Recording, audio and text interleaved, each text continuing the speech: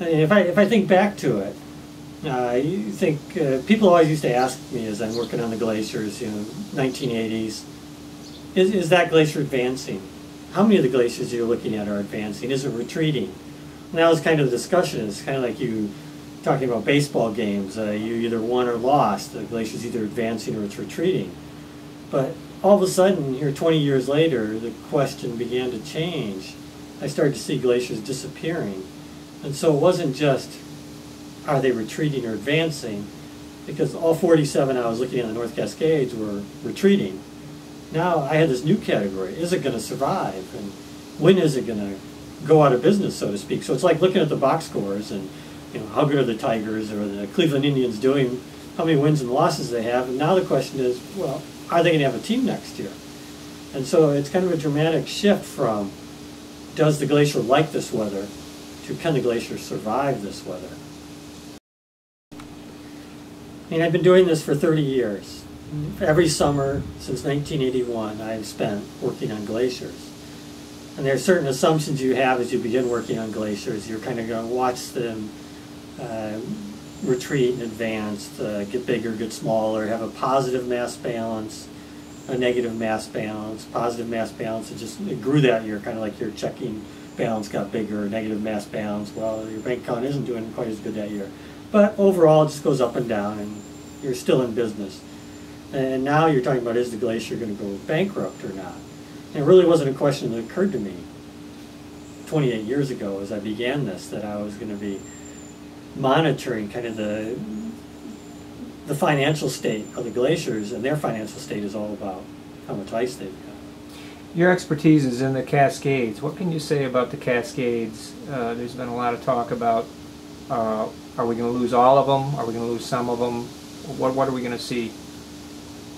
All I want to focus on for the most part is which ones are going to disappear even with today's warmer climate, without additional warming. And of the glaciers I look at, if you don't have a persistent area of snow cover by the end of the summer, as a glacier you're just not going to survive. That's like a company with no income. They're selling a product but like at a loss. So right now, about 3 out of 4 of the glaciers are going to go out of business. They're going to melt away. And the other quarter can survive today's climate without any additional warming. But not a lot of additional warming will they be able to survive through. And you've worked in past decades. You've worked in both Antarctica and in Greenland. Yeah. And would you say more or less what kind of, in a nutshell, what can you tell us about what the best consensus is on those two ice sheets? In the Greenland ice sheet, what we've seen is just this expansion of the melt area and the increased velocity of all the outlet glaciers. And it's exactly what we were investigating back in the mid-1980s on the Jakobshavn Glacier. We were looking at it because we thought it was a good example of what would happen to other glaciers, that if they got more meltwater, more water at their base and began to flow faster, that it could be the example, and you could help pull ice more or less out of the Greenland ice sheet. And if that were true now, all of a sudden you have more water at the base of some of the Antarctic ice streams, the same thing could happen. And so I remember my advisor, Terry Hughes, he came up with the term that the Pine Island Glacier would be the weak underbelly of the West Antarctic ice sheet. And it was a nice term. It was right in the title of a paper he published. And it was a great term. It was inspired by John Mercer. But I didn't really think about, okay, I'm going to be watching the underbelly get weak 25 years later. And that's what we've seen in Antarctica. And so in Antarctica, we don't have such a consistent message. In Greenland, pretty much every significant outlet glacier has accelerated in the last decade, all 40 that have really been observed.